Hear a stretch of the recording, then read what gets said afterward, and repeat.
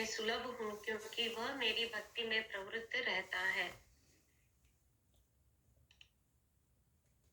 मुझे प्राप्त करके महापुरुष जो भक्ति योगी है कभी भी दुखों से पूर्ण इस अनित्य जगत में नहीं लौटते हैं, क्योंकि उन्हें परम सिद्धि प्राप्त हो चुकी होती है। इस जगत में सर्वोच्च लोक से लेकर निम्नतम सारे लोग दुखों के घर है, जहाँ जन्म तथा मरण का चक्कर लगा रहता है। किंतु हे कुंती पुत्र, जो मेरे धाम को प्राप्त कर लेता है वह फिर भी कभी जन्म नहीं लेता। मानवीय गणना के अनुसार 1000 युग मिलकर ब्रह्मा का दिन बनता है, और इतनी ही बड़ी ब्रह्मा की रात्रि भी होती है।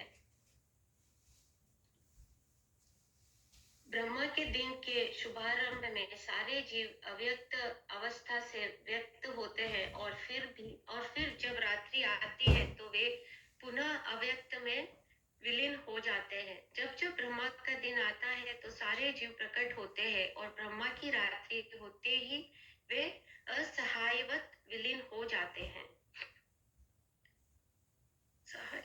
ब्रह्मा के दिन के शुभारंभ में सारे जीव अव्यक्त अवस्था से व्यक्त होते हैं, और फिर भी रात्रि आते ही तो वे पुनः अव्यक्त में विलीन हो जाते हैं। जब ब्रह्मा इज दिस रिपीटिंग? हाँ जी, 18 नंबर आपने रिपीट किया। इसके अतिरिक्त ओके, सो गो ऑन। ठीक है, ब्रह्मा जब ब्रह्मा 20 सॉरी, इसके अतिरिक्त एक अन्य अव्यय प्रकृति है जो शाश्वत है और इस व्यक्त तथा अव्यक्त पदार्थ से परे है। यह परा श्रेष्ठ और कभी न नाश होने वाली है। जब इस संसार का सब कुछ लय हो जाता है तब भी उसका नाश नहीं होता। जिसे वेदांती अप्रकट और अविनाशी बताते हैं, जो परम गंतव्य है, जिसे प्राप्त कर लेने पर कोई वापस नहीं आता, वह मेरा परम धाम है।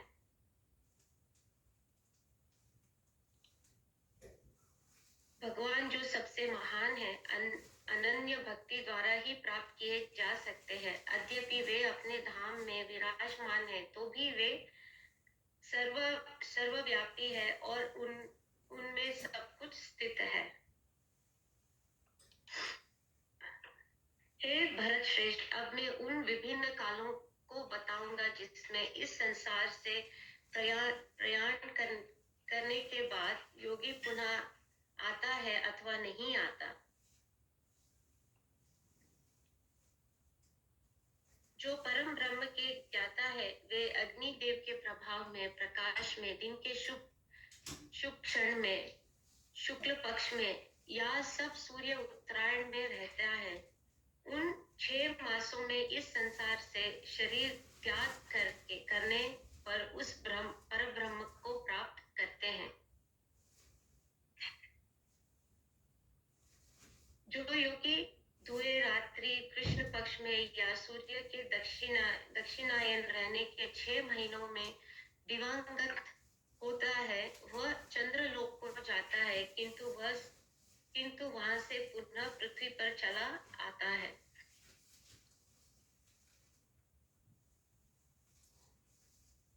वैदिक मतानुसार इस संसार से प्रयाण करने को जो 2 मार्ग है, एक प्रकाश का तथा दूसरा अंधकार का। जब मनुष्य प्रकाश के मार्ग से जाता है तो वह वापस नहीं आता, किंतु अंधकार के मार्ग से जाने वाला पुनः लौटकर आता है।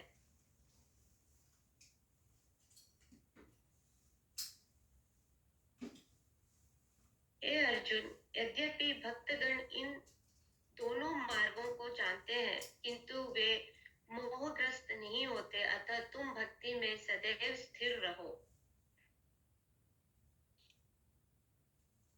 जो व्यक्ति भक्ति मार्ग स्वीकार करता है वह वेदा ध्यान तपस्या दान दर्शनिक तथा सकाम कर्म करने से प्राप्त होने वाले फलों से वंचित नहीं होता।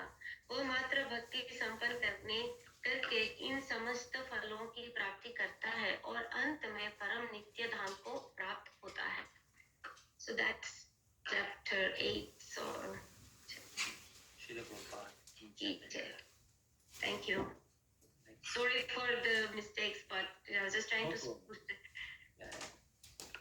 Next chapter.